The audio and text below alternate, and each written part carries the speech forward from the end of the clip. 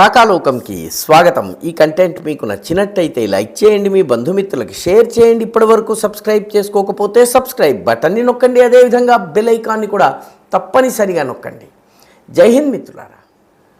మన దేశంలో అస్సలు మనకి పెద్దగా తగాదా లేనటువంటి సరిహద్దు ఏదన్నా ఉంటే అది భారత నేపాల్ బార్డర్. ఏదో ఒక 3 గ్రామాల గురించి లింపియా, ధురా ఇటువంటి 3 గ్రామాల విషయంలో కొంత గొడవ ఉన్నప్పటికీ లార్జ్లీ భారత నేపాల్ సరిహద్దు చాలా సురక్షితమైంది. అసలు మనం అక్కడ అక్కడ మన పేరు నమోదు చేసుకుని నేపాల్లోకి వెళ్ళిపోవచ్చు, నేపాలీ పేరు నమోదు చేసుకుని భారతదేశంలోకి రావచ్చు. పాస్పోర్ట్ల గోల లేదు, వీసాల హడావిడి లేదు.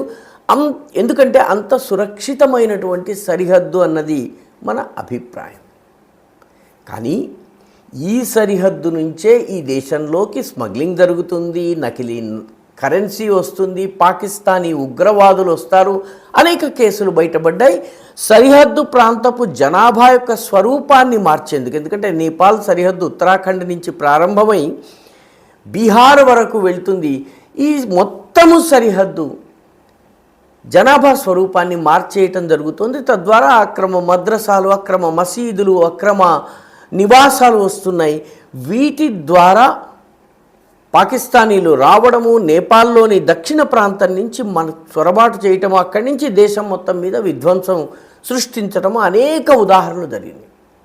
దేశంలోకి పాకిస్తానీ రావడం చాలా కష్టము కాబట్టి నేపాల్ మార్గాన్ని ఎంచుకుంటాడు. తాజాగా సమ్రాట్ చౌదరి ప్రభుత్వం అధికారంలోకి వచ్చాక తూర్పు చంపారణ్ జిల్లా, ఇది బీహార్లో ఉంది, ఒక పెద్ద రివ్యూ మీటింగ్ జరిగింది. ఎందుకంటే ఆ జిల్లాకి 114 కిలోమీటర్ల పొడవైన బార్డర్ ఆ ఒక్క జిల్లాకే నేపాల్కు ఉంది. మొత్తము నేపాల్కి సంబంధించి ఆ జిల్లాకి ఉన్నటువంటి బార్డర్ 114 కిలోమీటర్లు. కాబట్టి అసలు ఏం జరుగుతోంది బార్డర్ ఏరియాలో అని చెప్పి ఒక సమీక్ష జరిగింది. చీఫ్ సెక్రటరీ ఈ సమీక్ష నిర్వహిస్తే దిగ్భ్రాంతికరమైన విషయాలు బయటపడ్డాయి.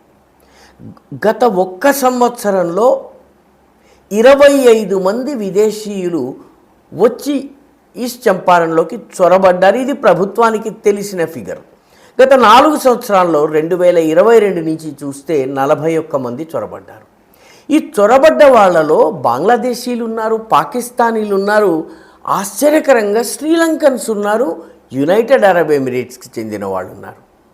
యునైటెడ్ అరబ్ ఎమిరేట్స్కి చెందినటువంటి మత ప్రచారకులు నేరుగా వచ్చి మత ప్రచారం చేస్తే దొరికిపోతారు కాబట్టి వాళ్ళు నేపాల్ మార్గం గుండా ఈస్ట్ చంపారణ్లో ప్రవేశించారు. అదేవిధంగా శ్రీలంకకు చెందిన వ్యక్తులు నేరుగా తమిళనాడు నుంచి రాగలిగినప్పుడు నేపాల్ ద్వారా ఎందుకు వచ్చారు? ఇది ఒక ప్రశ్న. ఈ 114 కిలోమీటర్ల సరిహద్దును గుర్తించేందుకు 1237 బార్డర్ పిల్లర్స్ ఉంటాయి. 2 అడుగుల ఎత్తైనటువంటి పిల్లర్, ఇటువైపు ఇండియా, అటువైపు నేపాల్ అని రాసి ఉంటుంది. ఎక్కడి నుంచి సరిహద్దు మొదలవుతుందన్నది గుర్తించేందుకు ఈ పిల్లర్స్ ఉంటాయి. ఈ పిల్లర్లలో 931 పిల్లర్స్ సేఫ్గా ఉన్నాయి. మిగిలిన పిల్లర్స్ ఏవైతే ఉన్నాయో ధ్వంసమయ్యాయి. కొన్ని పాక్షికంగా, కొన్ని పూర్తిగా ధ్వంసమైపోయినాయి. వీటిలో 73 పిల్లర్స్ పూర్తిగా అసలు కనపట్టనేది. ఆ పిల్లర్స్ ఎక్కడున్నాయి అంటే దేశ సరిహద్దు కోసం పెట్టిన పిల్లర్స్ ఎక్కడ పోయాయో తెలియలేదు. ఈ మొత్తంలో దాదాపు 121 పిల్లర్ల దగ్గర ఎంక్రోచ్మెంట్ జరిగింది. అంటే సరిహద్దుకు అటువైపు నేపాల్లో ఉన్నటువంటి ముస్లిం జనాభా వచ్చి భారత భూభాగంలో చొచ్చుకొచ్చి నివాసాలు నిర్మించారు.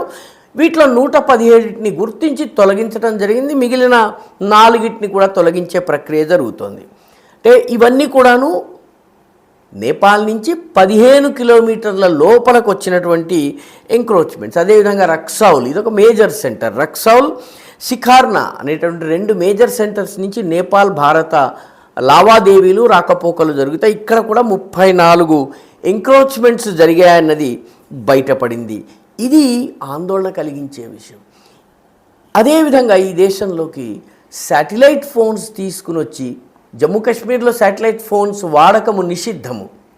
అమెరికన్ పౌరుడు, అతని గర్ల్ ఫ్రెండ్ వాళ్ళు శ్రీనగర్లో దిగారు. వాళ్ళ దగ్గర శాటిలైట్ ఫోన్ ఉంది. ఆ శాటిలైట్ ఫోన్ని అసలు దేశంలో ఎక్కడ వాడాలన్నా కూడాను పర్మిషన్ తీసుకోవాలి. జమ్మూ కాశ్మీర్లో మరింత కఠినమైనటువంటి నిబంధనలు ఉన్నాయి. వీళ్ళు ఎవరికి చెప్పపెట్టకుండా శాటిలైట్ ఫోన్తో వస్తున్నారు. ఉగ్రవాదం పెరుగుతున్న సమయంలో ఈ రకంగా శాటిలైట్ ఫోన్ తీసుకుని రావడము ఇది ప్రమాద సంకేతం. అదేవిధంగా ఈ కొద్ది రోజుల క్రితమే పుదుచ్చేరిలో ఒక అమెరికన్ పౌరుడు శాటిలైట్ ఫోన్తో పట్టుబడ్డాడు. అంతకు ముందు చైనీస్ పౌరులు ఈ దేశంలో శాటిలైట్ ఫోన్స్ తీసుకొస్తూ పట్టుబడ్డారు. కాబట్టి సరిహద్దుల భద్రత, ఈ విదేశీయులు మన దేశంలోకి వచ్చేటప్పుడు ఉండవలసినటువంటి జాగ్రత్తల విషయంలో ఎంత సచేతనంగా ఉండాలి, ఎంత జాగరూకతతో వ్యవహరించాలన్నది ఉదాహరణలు తెలియజేస్తున్నాయి. ఒక 114 కిలోమీటర్ల బార్డర్లో ఎన్ని కార్యకలాపాలు జరిగాయో కనుక చూస్తే మనకి ఆశ్చర్యం కలుగుతుంది. ఈ 2022 నుంచి 2026 వరకు 22,500 కేసెస్ ఆఫ్ లిక్కర్ స్మగ్లింగ్, అక్రమ మద్య రవాణా జరిగింది. 779 కేసెస్ ఆయుధాలు తీసుకొచ్చేవి జరిగినాయి ఒక్క ఈస్ట్ చంపారణ్ జిల్లాలో. అదేవిధంగా